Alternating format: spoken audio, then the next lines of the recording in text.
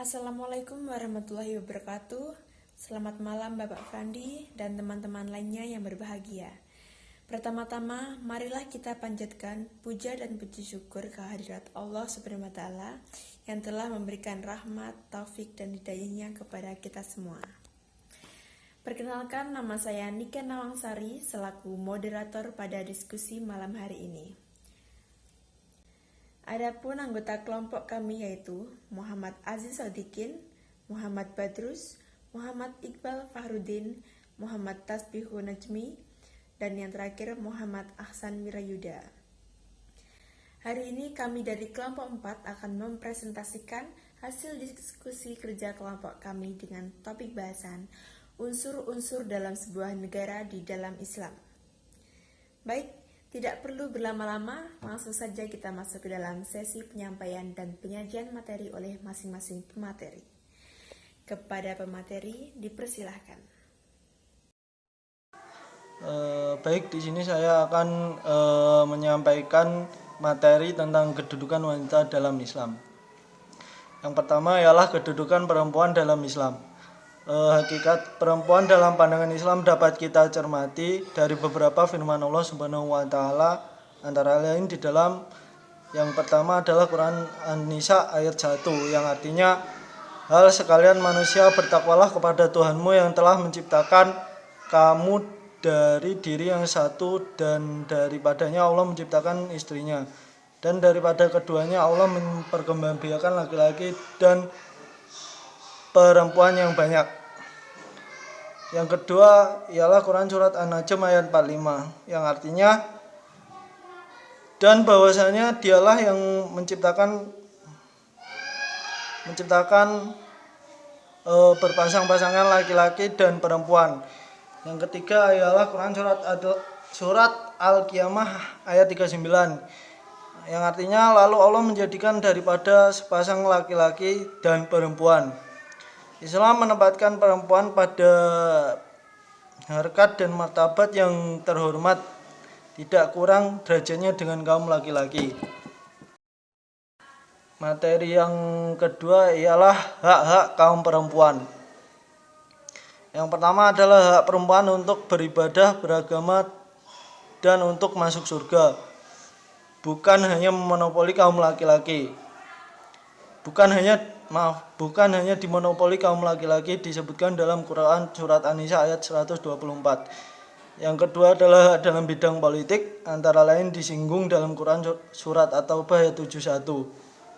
Hak kebendaan menerima waris, memiliki hasil usahanya sendiri, dan hak untuk bekerja dalam Quran An-Nisa ayat 32.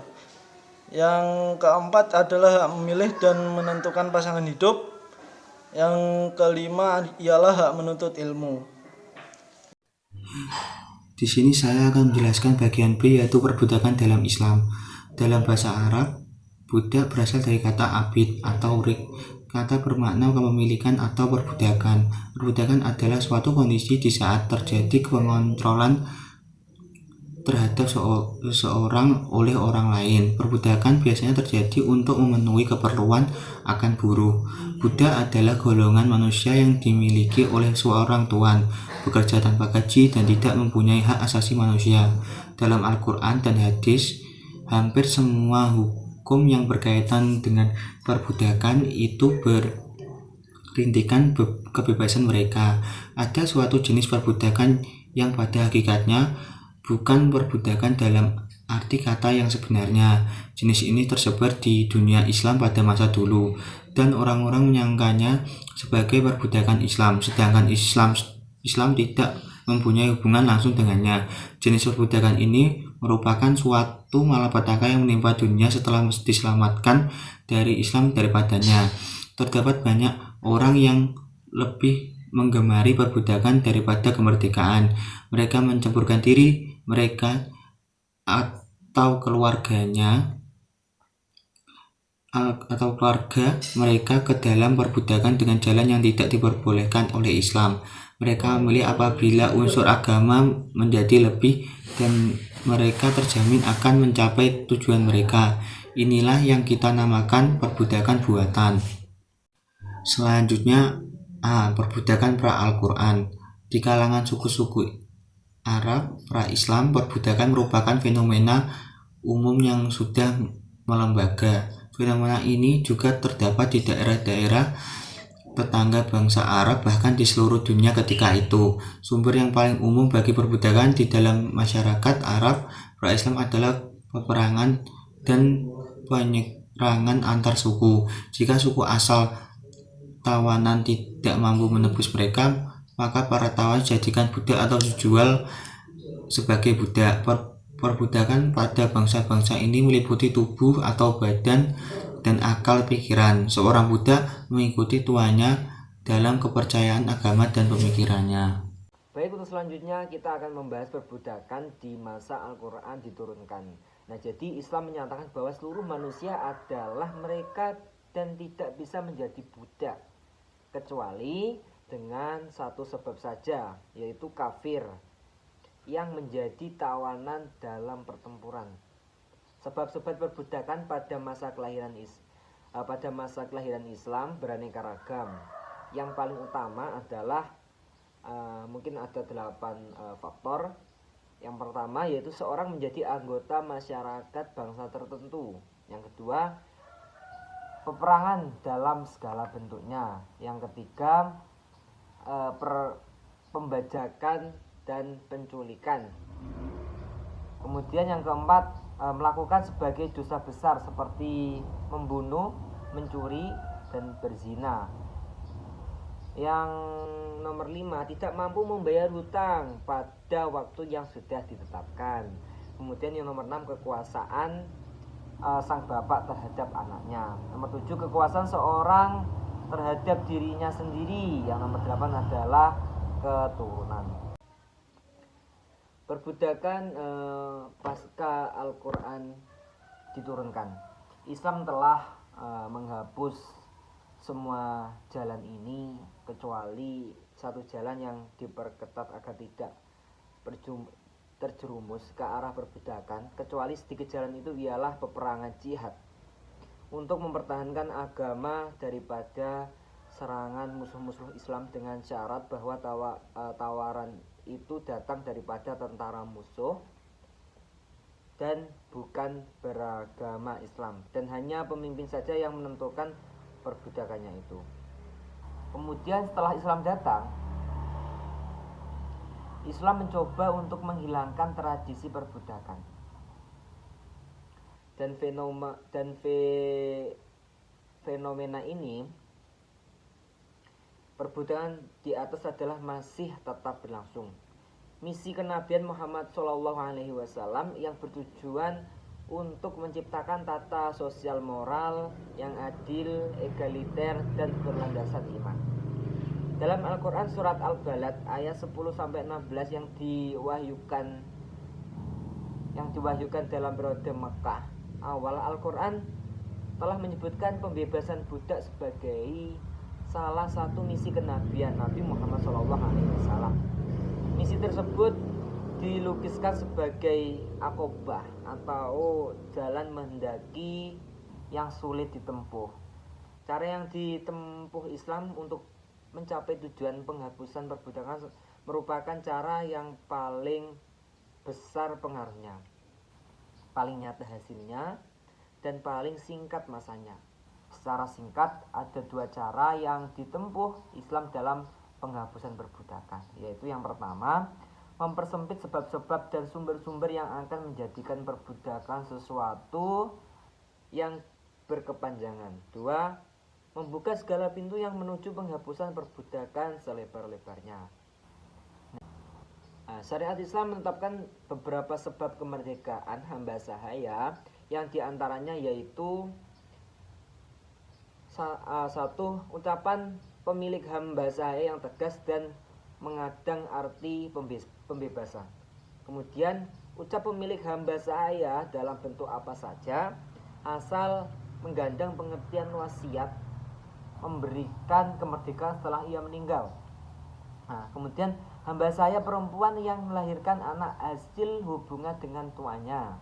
Hamba sahaya itu berhak menerima kemerdekaannya setelah tuannya meninggal dunia. Islam mempersempit ruang lingkup penyebab perbudakan, yaitu hanya sebatas sebab warisan dan tawanan perang saja, dan melarang sebab lain seperti perbudakan orang merdeka secara paksa ataupun dengan jalan membelinya.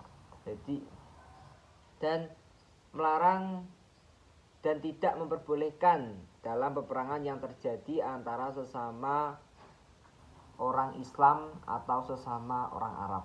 Nah, Islam menyarankan beberapa syarat dalam peperangan yang diperbolehkan untuk membudakan tawanan bagi orang Romawi.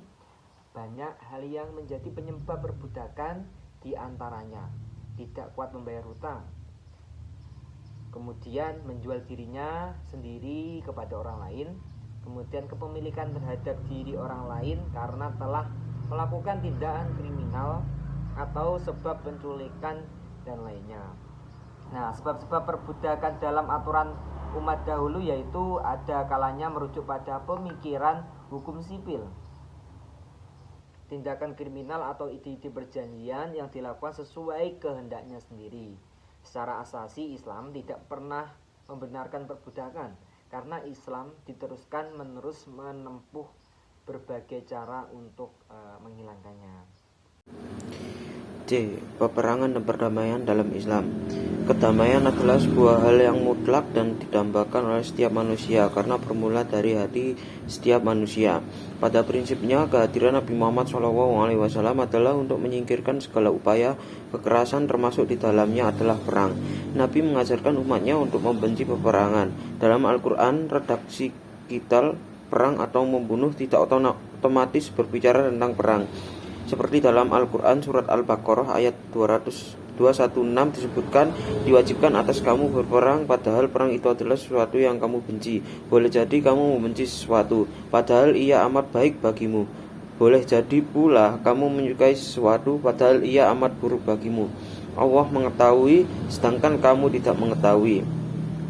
Ayat ini berbicara tentang perang, namun sebenarnya kandungannya mengisyaratkan bahwa jiwa umat Islam dididik oleh Nabi untuk selalu enggan berperang. Seorang muslim pun tidak diwajibkan untuk mengislamkan seluruh dunia dengan perang. Perang dilakukan untuk membela agama, membela kepercayaan demi meraih kedamaian. Sehingga jika terjadi peperangan antara kaum muslimin dengan orang lain, kemudian ada permintaan perdamaian, maka umat Islam harus menyambut ajakan perdamaian itu. Negara internasional dalam Islam.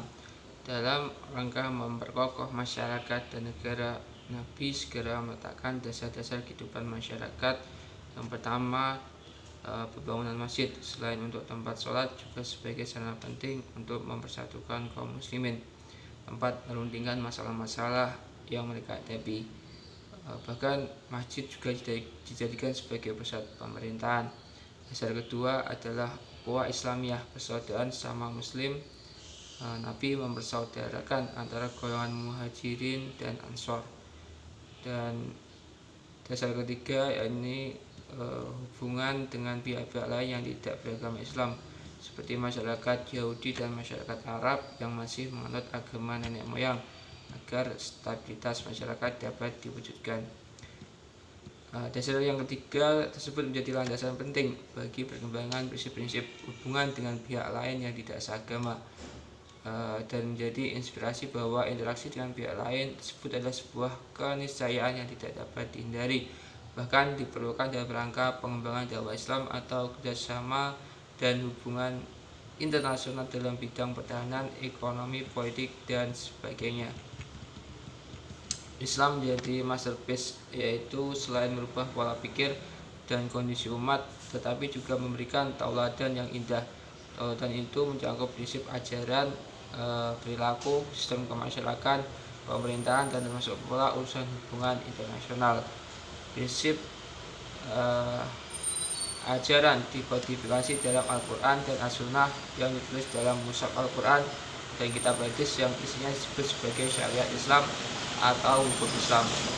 Prinsip-prinsip dasar hukum internasional dalam Islam mengatur hubungan antara bangsa atau suku bangsa atau antar negara, negara kita dan negara lain.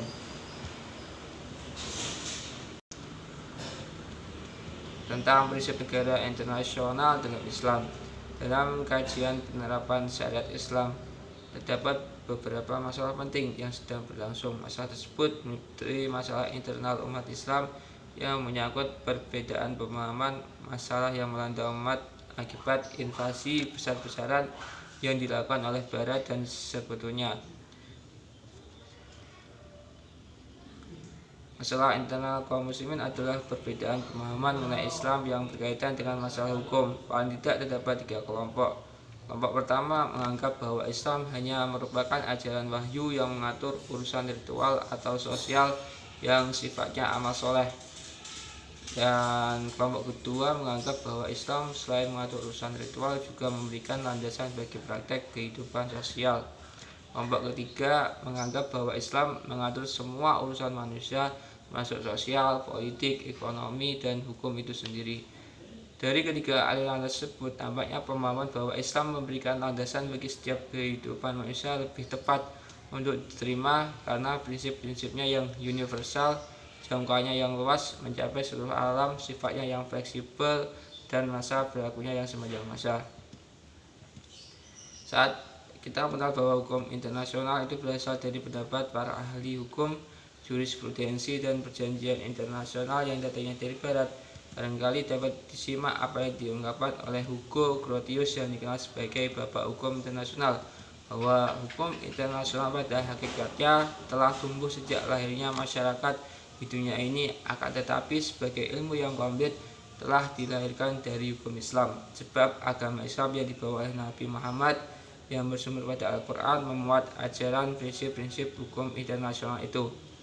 Hal tersebut dibenarkan oleh Baron Michael de Tub, seorang guru besar di bidang ilmu hukum internasional pada Akademi Ilmu Negara di Den Haag, yang dalam salah satu pidatonya menegaskan bahwa sesungguhnya bagi hukum internasional itu banyak dilandasi oleh prinsip-prinsip dasar yang terdahulu diletakkan oleh agama Islam, pertama sekali yang bertalian dengan hukum perang dan damai, war and peace.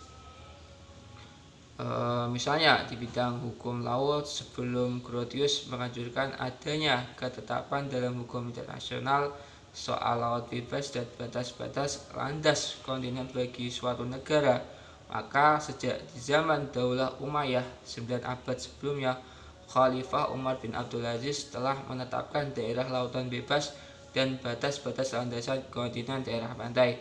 Hal tersebut terjadi di kala Gubernur Afrika Utara memohon kepada Khalifah izin untuk melarang pedagang-pedagang Eropa Selatan yang memasuki pantai Afrika Utara dengan membawa barang-barang dagangan, dan izin menarik bea cukai bagi para pedagang kaum muslimin di pantai Afrika itu. Khalifah Umar bin Abdul Aziz berlandasan dalam Quran surat Al-Baqarah yang melarang menghalangi pelayaran di lautan bebas dan menarik bea cukai, terkecuali apabila masuk daerah landas kontinen sesuai dengan fakta perjanjian internasional yang telah disepakati antara bangsa-bangsa mengenai daerah lautan tertutup. Begitu juga Al-Miyazi dalam bukunya Hukum Internasional dalam Islam menjelaskan bahwa para ahli hukum internasional di Eropa telah mengakui di mana kenyataannya dari bukti-bukti sejarah bahwa hukum Islam menjadi sumber terpenting bagi dasar-dasar hukum internasional yang ada sekarang. Bahkan Gustave Le Bon, penulis Prancis ternama, mengakui bahwa Renaissance atau abad pertengahan di Eropa yang terjadi 9 abad kemudian setelah lahirnya Islam, maka andil besar yang telah diberikan adalah datang dari peradaban Islam. Demikian presentasi dari kelompok kami. Apabila ada yang ingin ditanyakan, bisa dilanjut melalui platform WhatsApp. Saya selaku moderator, mohon maaf apabila ada salah dalam bertutur kata.